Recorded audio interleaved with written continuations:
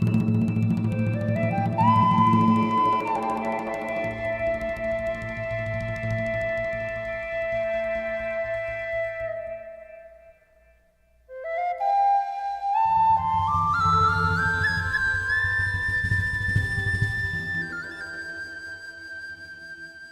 name's Kelly Hendricks, and I'm a rancher that wants to see the wolf recover in California.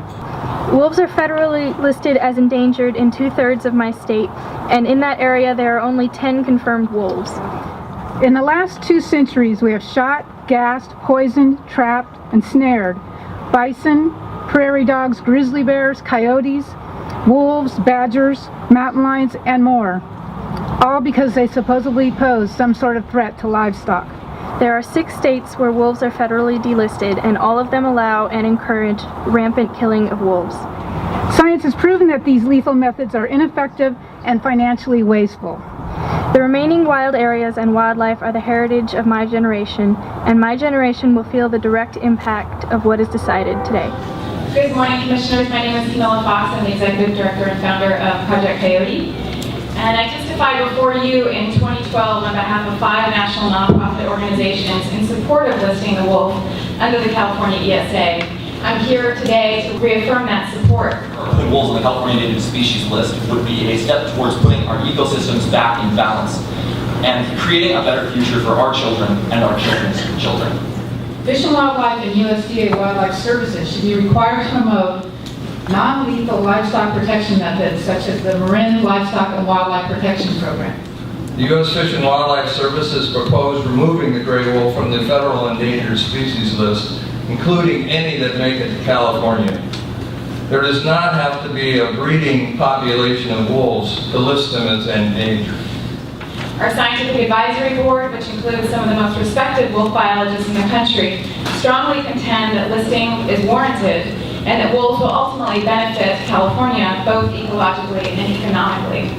Ecologically, we know conclusively from studies in Yellowstone and elsewhere that wolves are beneficial to healthy ecosystems. Their presence on the landscape results in increased abundance and diversity.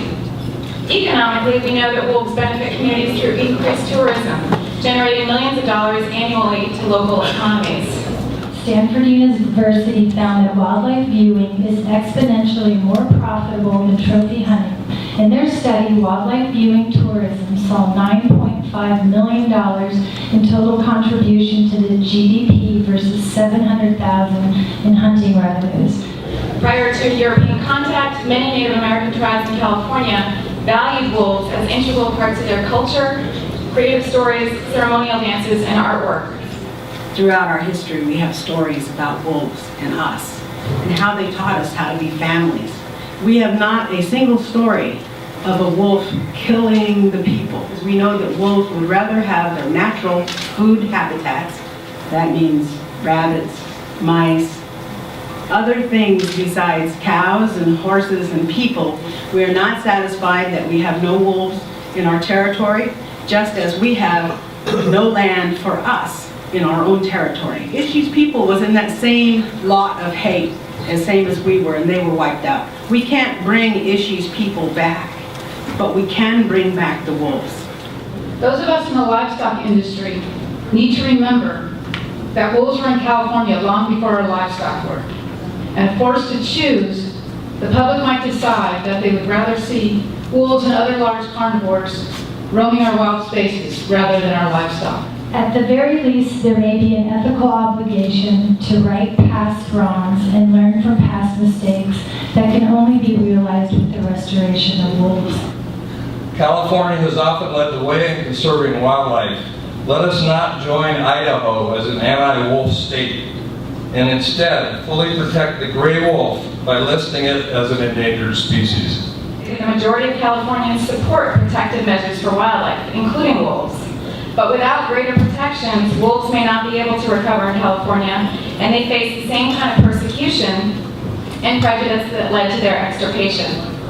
When you're all dead and gone, I will be here, and my generation will be here. But I don't know if these wolves will be here. So let's welcome our brother the wolf back into California and protect them. Thank you. My name is Let's finally have California set the trend for our country for more responsible, science-based, and ethical wildlife practices. These regulations and policies should reflect current science, conservation, biology, and ecological principles of ecosystem-based management. Wildlife killing contests instill a culture of violence. Please do the right thing and treat our wildlife with respect, understanding, and appreciation for the valuable roles they play in our communities and in the ecosystems. People that support these contests defend them by claiming they help ranchers protect their livestock. I've found the exact opposite to be true. Indiscriminate killing causes coyotes to biologically respond by actually increasing their populations. Cattle and sheep ranchers can decrease or even eliminate livestock losses by implementing some of the many effective non-lethal tools available. The bottom line is wildlife killing contests don't protect livestock. They simply perpetuate our endless war on wildlife in which many animals, both domestic and wild, needlessly die. Did you know that coyotes can eat up to 1,825 rodents a year? That's a lot of safe, natural pest control. I urge you to listen to the vast majority of California and ban these killing contests. Imparting a ban on wildlife killing contests is important to us for several reasons. Number one, the humane treatment and protection of animals. We've spent 30 years fighting animal testing in the cosmetics industry, and we cannot accept the killing of animals for contests. Number two, we ask that you impart science-based education in lieu of irresponsible eradication. Number three, we believe that indiscriminate killing contests that are conducted for profit and fun has not proven to assist in wildlife management.